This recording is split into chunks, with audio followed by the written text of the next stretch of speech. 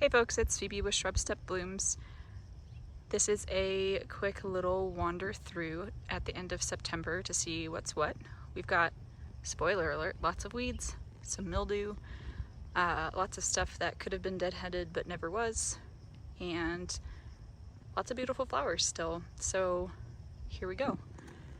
The straw flowers, which we're looking at right now, bloomed in copious abundance earlier this season, and I tried to cut them deeply enough that I could get another picking out of them, and they are kind of coming through. Our first frost typically isn't for another couple weeks yet, sometimes not even until November, which is pretty wild, but that's more of an outlier. So I'm hoping if I keep picking these pretty hard, I will continue to get flowers off them and maybe even pick a few to dry, but that's probably realistically a project for another year. And then after that, we've got some Dusty Miller, which I always try to pick the variety that has the longest possible stem described in the catalog. And I think this is Candy Cans. And I picked a few today, and they've got a really nice long stem. These are pretty cold hardy, so I'm hoping that I'll have them towards the end of the season when other stuff starts to fade. And they're just such a cool, different color and texture because they are all soft and velvety and a really neat leaf pattern, leaf shape. So that's some Dusty Miller. It's coming in, and I had a few plants over winter last year and bloom this year, which was really nice. So I'm hoping that these will do the same. But if I only get this picking of foliage off them, that's okay too. And then down here we've got all this status. So there's tons of white, which is great because it's by far the most used color I have. Next year I would really like to do more kind of pastel blue and paler lavender kind of colors. And we've got some kind of peachy stuff going on down there. The little honeybee visiting. But this has been chugging right along. I've been picking it and picking it. This kind of bird's yellow color is what happened when I never picked the super highlighter yellow colored status, because I don't use very much of it, but we've got quite a nice little variety still going. And then I'm not going to wander down there because it doesn't, like, there's not that much to show, but this once again is where all my spring crops were, except there's a few lisianthus in the clover over there still. They're not pickable, but I've just been enjoying watching them bloom out. And then down there, the snapdragons rebloomed, and I'm thinking maybe I should even cut them all back again and see if I get a third wave, but we'll see how that all goes with the weather that we're getting. But yeah, so there's just lots of weeds and seeds, seed heads and that kind of thing in this section that I had planned to cover crop over here, but I'm running out of time and energy, and the clover will do just fine for the winter, so I'll probably just leave it as it is and deal with it next year. If we spin around over here, we're kind of wandering back the way we just came, so there's a lot of ageratum over here to the left, this blue. I haven't been picking much of it, although I'm thinking I might pick some today. I already did most of my harvest for today, but this one looks great. I might come back through here and take some of these because they're just such a lovely blue color. But they have bloomed and bloomed and bloomed their little hearts out, so that's been fun to watch. And then over here we've got just the most beautiful healthy patch of gomphrena you ever did see, because I have not been picking it. It's kind of my backup crop because it's fiddly brittle and I don't enjoy picking or working with it. I have been picking the red to some degree, but just not so much on the other colors. But it is beautiful. There's always bees and bugs hanging out in it, so I wouldn't say it's a waste of space. It's just kind of a backup. The Rudbeckia looks pretty rough. I never cut back most of it, and that's fine.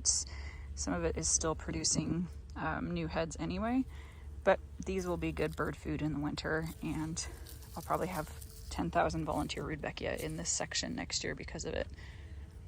This is a little patch of just for funsies. This is a nice red salvia. There's a pink kind of corally tone down here, and then the blue, which is either Victoria blue or blue better. And then there's lots of clover and things hidden in it. the scabiosa patch, which I never deadheaded, with lots of seed heads in it, so you could come along and save seed here if you wanted to. But I probably will not, because I haven't really been using a ton of scabiosa.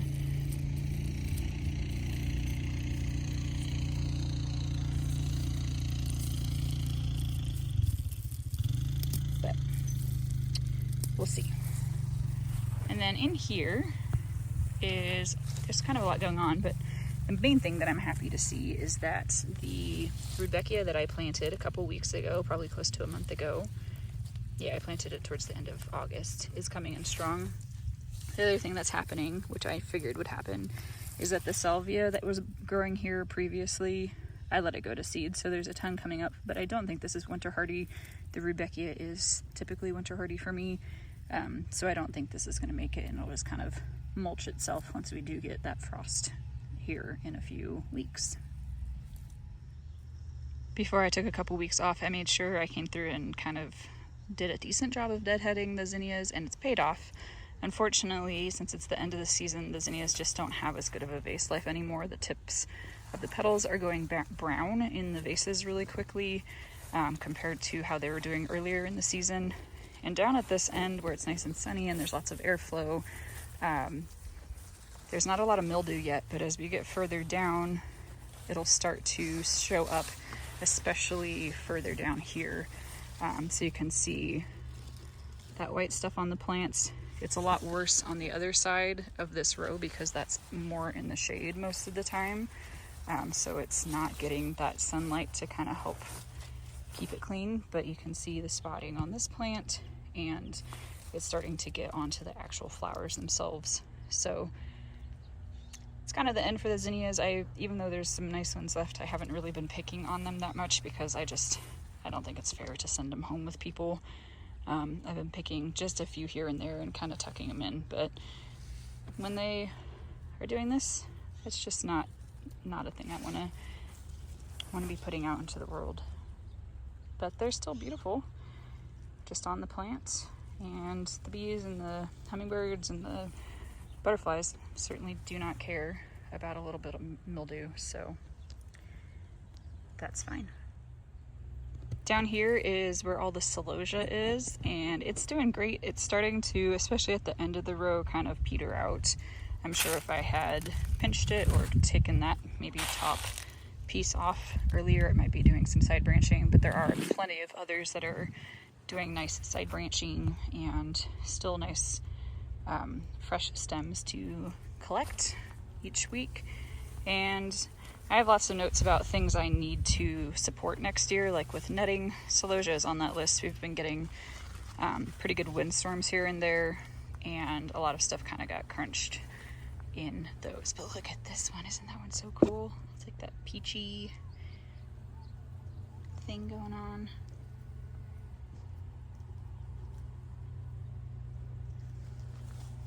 And then we come to my timing failure of the year, which is I took the weeks off right when these asters started to bloom, and I missed the peak bloom. So down here must be a variety that is just a little bit later because they still are looking pretty good. I picked a good chunk of them this morning.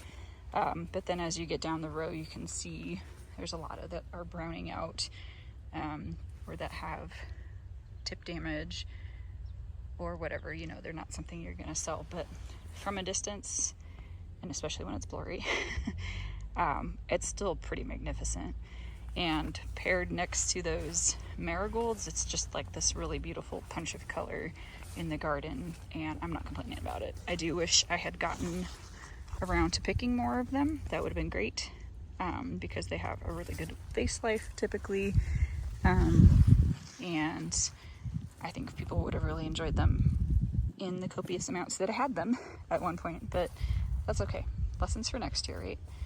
And then over here we've got the marigolds. They're still going. This is another one that definitely could have benefited from having netting. They're a pretty brittle plant and they snap pretty easily. They're pretty top heavy, especially as the flowers get bigger. You can see how they might become pretty top heavy. But all in all, I mean, I've been just trying to keep them cut out of the paths to some degree. not super successfully, but you can see the detritus of this morning's picking here on the ground as I tried to thin some stuff out. And if we have another month of decent weather, these will keep going. And I'm hoping I'll just keep having tons of marigolds, which would be so delightful. There's a whole patch of Nicotiana over here that the hummingbirds is still fighting over, which is super, super fun. This is one of my favorite varieties. It's called Peach Screamer.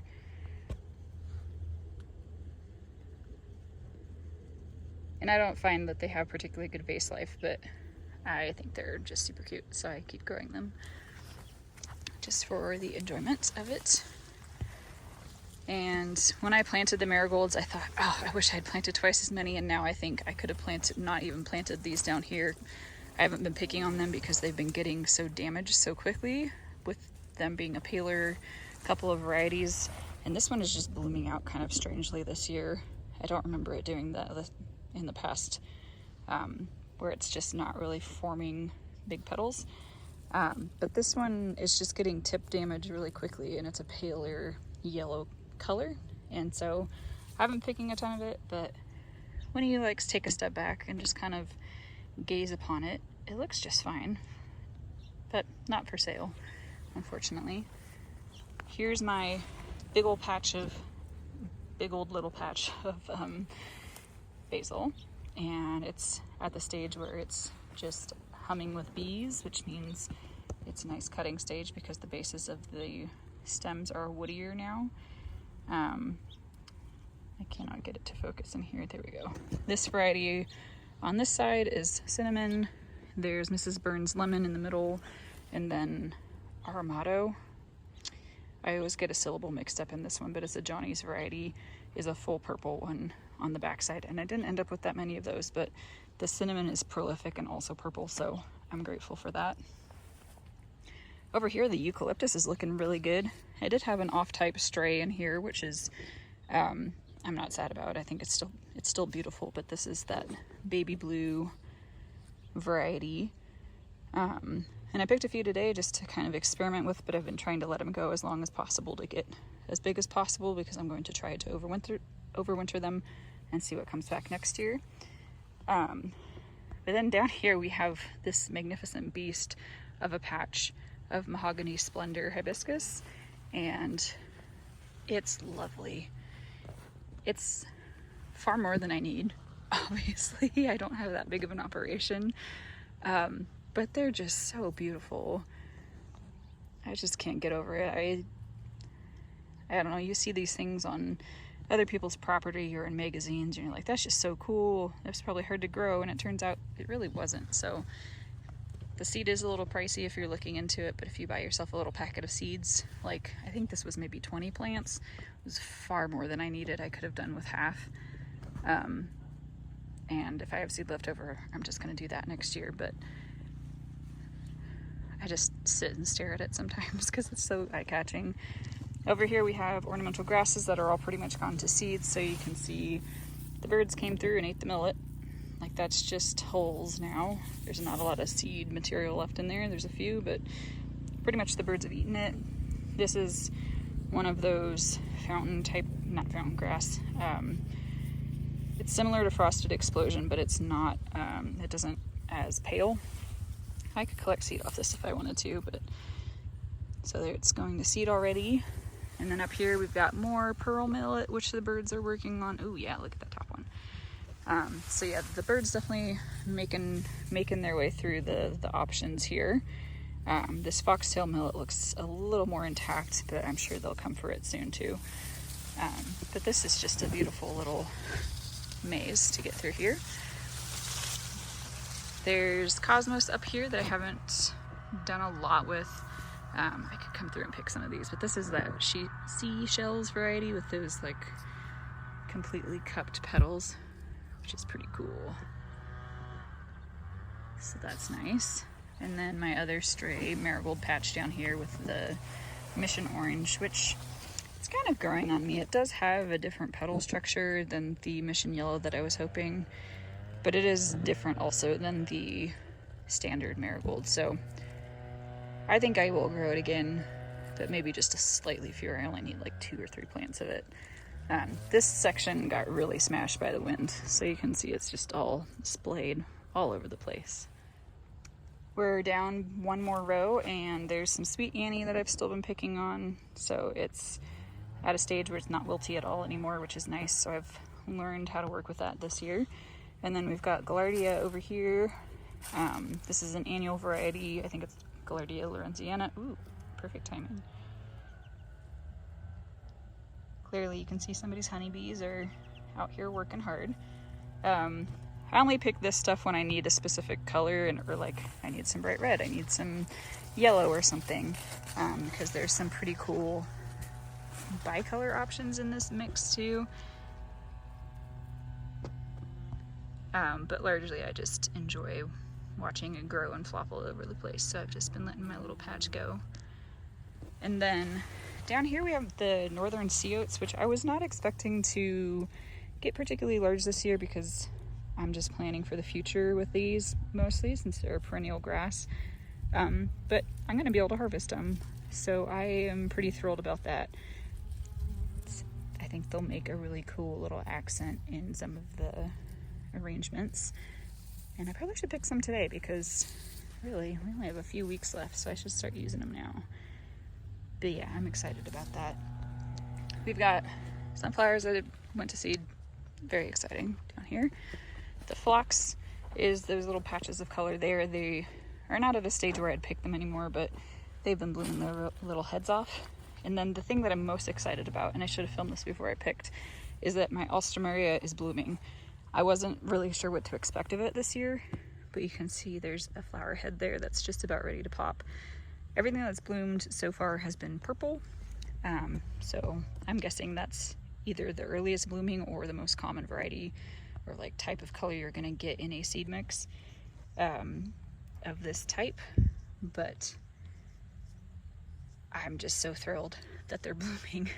And I know they're kind of, maybe some people think they're kind of cheap looking or whatever because you can get them at the grocery store so easily, but this, I don't know why, this was one of my things this year. I really wanted to grow them. I started them from seed, and then here we are almost in October and they're starting to bloom. So I'm pretty sure they'll bloom earlier next year, but they were just kind of getting established, and we'll see what other colors we end up with because there's a really nice patch of them here, like really dense. The foliage is beautiful.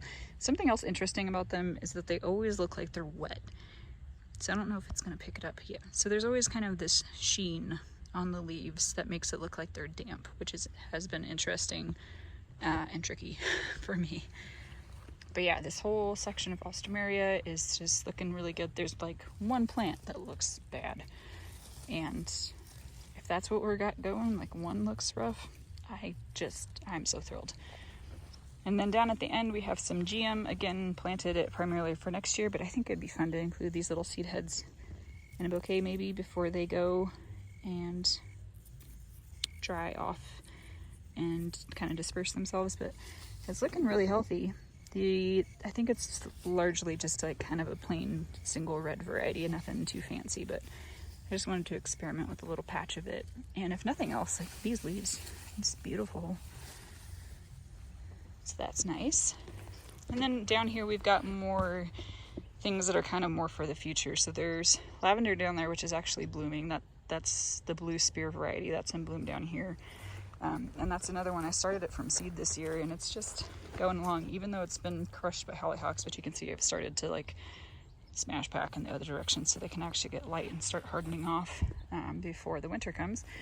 But yeah, this blue spear one's, it's looking really nice. It has pretty good length for a first year plant, and we'll see how it does. I'm pretty excited about it. There's always more tumbleweed though, which is frustrating, but I do honestly think that these are kind of pretty. Like the flower parts on them are just pretty unique. Let's see if I can pick it up. There we go. So pretty equal opportunity in thinking plants are cool, but I still don't want it in my space at all.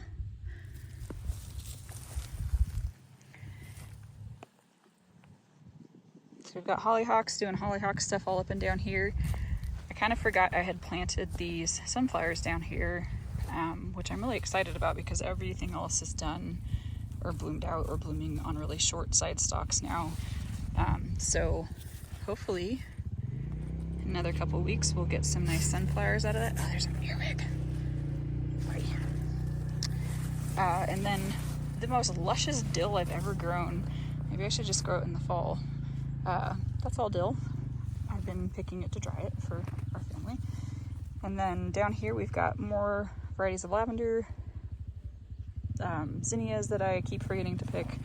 So maybe I should come through and take a few of these. I planted mostly like the Queenie Lime series down here and like some green ones because I thought I wasn't going to have enough of those, which is usually true. And then over here, we've got that pale purple coneflower, it has really thin petals compared to like the typical coneflower you see all over the place. I planted this seed straight in the ground after stratifying it, and this is what we're already getting in year 1. So this is gonna be magnificent next year. And then these are the yellow baptisia plants, which they're looking really great too. I think here's this down here. These must be the blue ones. They're either blue or cream down here, which I think there are fewer of the cream, so that might be the cream one. But it kind of keeps going, and then I think there's a white baptisia variety down here. There weren't a ton that came up, and I'm sure that was user error to some degree. So I'm gonna buy some more seeds of those this fall and kind of try to fill this bed in with some more echinacea, which is that coneflower, and more baptisia to kind of fill it out where these sunflowers are right now. It's interesting that of the double hollyhocks, it's only white that's blooming this year. But I'm not sad about it. They're just gorgeous. I just saw a bee go in this one.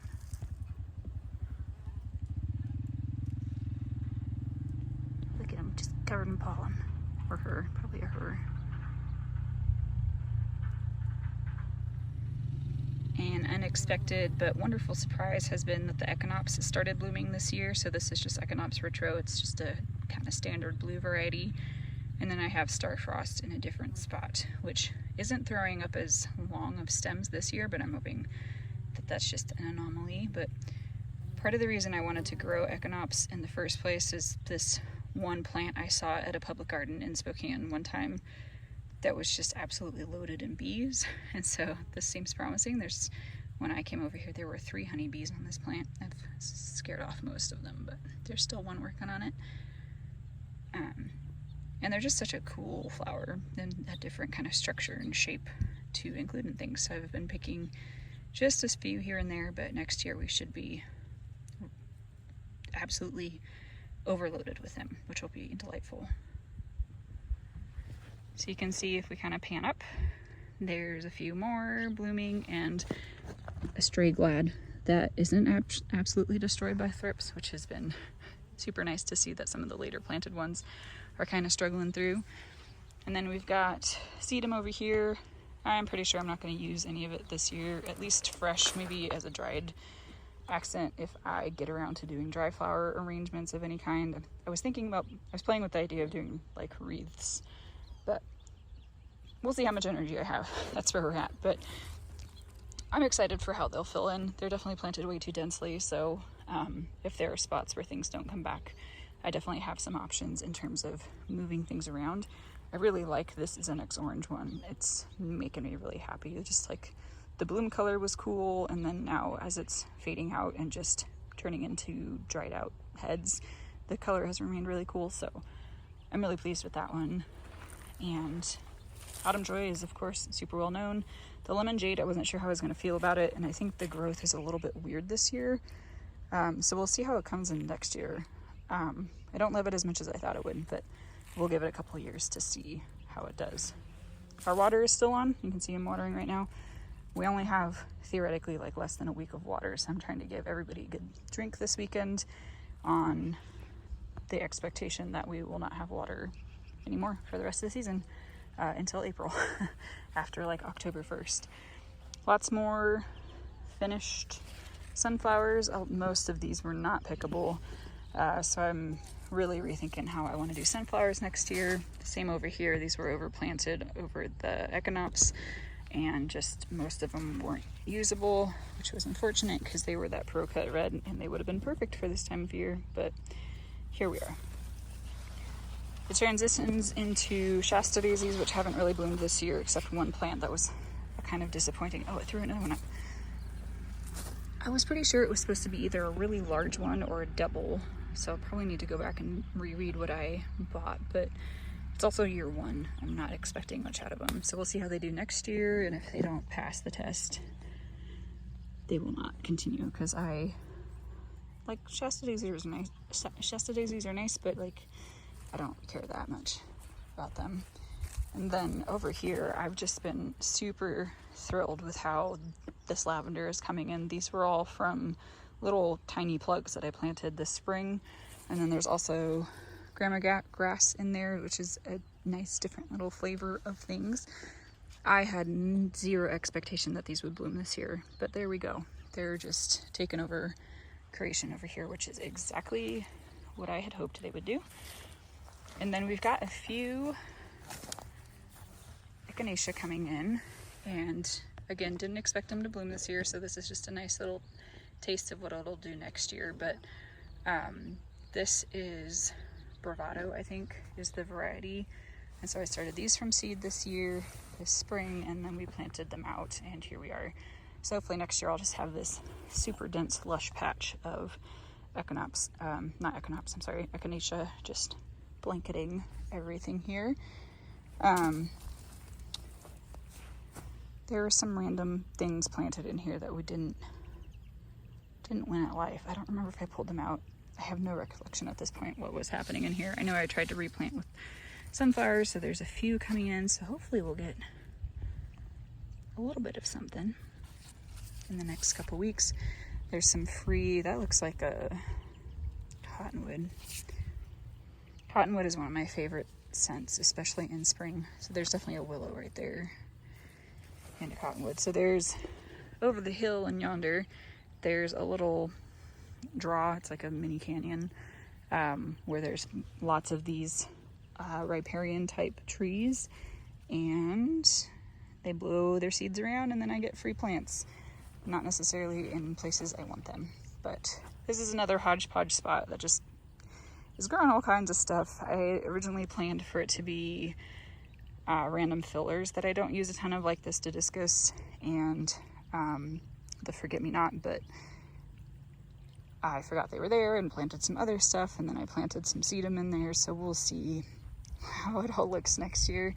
And then this massive yellow bee plant volunteered and took over everywhere, which I'm not upset about at all. I'm actually really stoked to be able to collect all these seeds in a few weeks once they dry down a little bit. What's interesting is, so it'd be great if I could do this and not be fuzzy all the time. There we go. So down there, in case I forgot that there were different varieties of lavender, you can definitely tell by the growth habit of those and the fact that they're blooming now that they're different than whatever this variety is. So I don't remember which is which, but I'm pretty sure one is Provence and one is Phenomenal. One is blooming and one clearly is not. So we've got all this beautiful lavender, and it's really filling in nicely. It's just not going to bloom till next year, which is great. It's totally what I was expecting. Oh, there's a gopher hole. Do you see that mound of dirt over there? There's a gopher hanging out. That's frustrating. And then there's our random pine tree growing in the flower bed because it was here before the flower bed was. Here's that starfrost echinopsis, and like I said, some of it's a decent height and some of it is just pretty short, so bees still love it.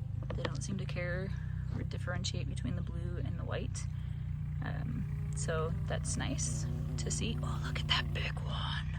Oh no, come back, darn it. So there were just 3 different bee species right here, so that's pretty great. Over here we have delphinium that's all pretty much blooming out, and that's fine. I planted it mostly for next year. But check out the pumpkin on the stick plants. How cool is that? I'm just so thrilled. I want to plant like 5 times as many next year. At least that's what I'm thinking in this moment, of course. But they did way better than I really expected. So that's nice. And they seem to be kind of self-shedding. So now that they're getting more mature and the plants, or the fruits rather, are more mature, the bottom leaves are coming off. So it seems like it might be easier to clean them up for sale than I realized, which is super great. Because the less you have to process stuff, especially when it's thorny as heck, the better. But this has been an excellent experiment, I think. And then down here we have a white variety of eryngium. I only have picked a few of these because I keep forgetting there's stuff blooming down here, honestly. Another one that the bees and bugs and wasps in particular love, so that's been really fun to watch. But there's the white variety down here, and then a blue variety over there, and then the row ends where it starts to turn kind of white looking. That's some really mildewy lupin, still doing its thing. And then otherwise we've got dahlias up here that I haven't been taking the best care of, honestly. I should have been pinching and doing all that kind of stuff more. So they aren't producing a ton, but that's okay. I find them kind of finicky to work with because they bruise so easily and don't have a great vase life. There's some more random sunflowers I planted above other stuff. Another fun thing is that the nasturtiums that I underplanted are finally taking off like 3 months later. So this is a trailing variety that's just going all over the place. And now I have these beautiful nasturtiums blooming in random spots. But yeah, that's the bulk of what's interesting out here right now. Lots of things that could be cut down and mulched for the winter. Lots of petunias still growing under where the glads are. And I fully intend to leave the gladiolus in the ground this year just to see what happens. I think they'll overwinter fine, especially if there's a little mulch layer on top of them, because I have random volunteers in places where I used to grow them. Oh, I also had forgotten that I planted columbine in amongst some of this other stuff, so I could get like kind of a 2-story effect with columbine that will come up early in the spring, and kind of shade out weeds, and then have crocosmia is what this one is. Hopefully come up after that and then bloom through the summer. So I'm really gratified to see how nice these are, considering that they were like that big, the size of a clover leaf when I planted them out. So they are really settling in, and I should get some nice columbine next year, which would be great. A lot of the nasturtium looks more like this, like it's just been struggling, and with our heat and everything, I'm not surprised at all by that, but it's still alive. It might still like really take off in the fall like some of the other ones have. But yeah, there's just, a few stray sunflowers that are trying to make it, but that's not really something I'd pick. It's got some weird short branching in there that makes it kind of hard to work with. And then I just got, these penstemons have just been like kicking along this whole time. They just keep blooming a little bit more and a little bit more. And I grew them primarily to take off the plant at this stage, so I think I've mentioned that a couple times. And so I have been doing that, especially when there's still more of this purple look before they dry out, because they're just a really cool texture. This is another section of filler that's doing pretty good. So this is the first round of basil I planted that kind of got overwhelmed by volunteer other plants like this amaranth. But I finally got it weeded out enough that it's doing really lovely tall spikes now.